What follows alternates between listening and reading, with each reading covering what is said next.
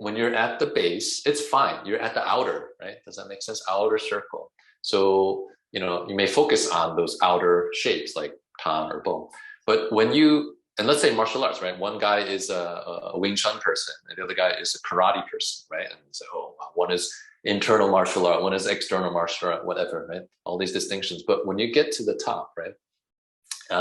Especially when that top view, you don't just have like a 90-degree or 180-degree view, you have a 360-degree view. Now, of course, you had your own experience, your training experience, so that's unique.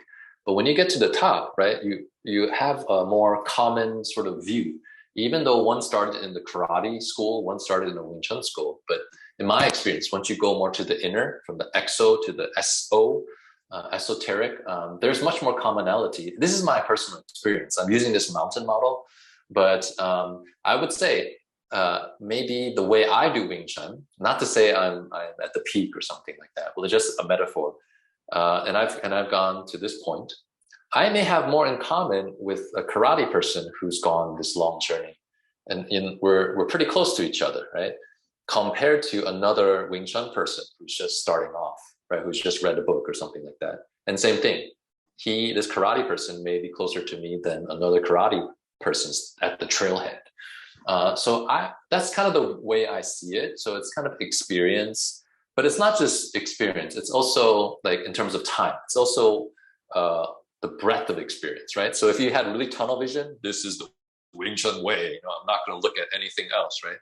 And you may get to the top, but maybe it's very narrow, right? And you might be surprised that there's a karate person that could get to the top too.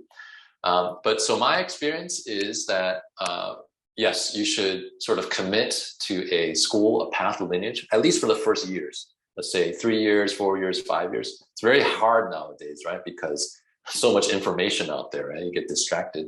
But this is kind of ideal. Root yourself, find a good teacher, good community, find a movement system that you enjoy, right? That fits your purposes. Commit to it, stabilize, set a foundation. And then at some point, maybe 5 years in or so, and this is my experience studying different things, not just martial arts, then maybe start to have communication. Otherwise, it's hard to communicate when you don't know who you are, right? And you're easily confused and influenced. Know who you are first, let's say about 3, 4, 5 years, and then you can start to compare maybe, right? So develop your breadth, right? And I would say it's hard. I don't think any one person has completely stepped on every square foot of the mountain. So there's a humility there, right? Like I may have stepped on, 80% of this mountain, but there's that 20% I just didn't get to,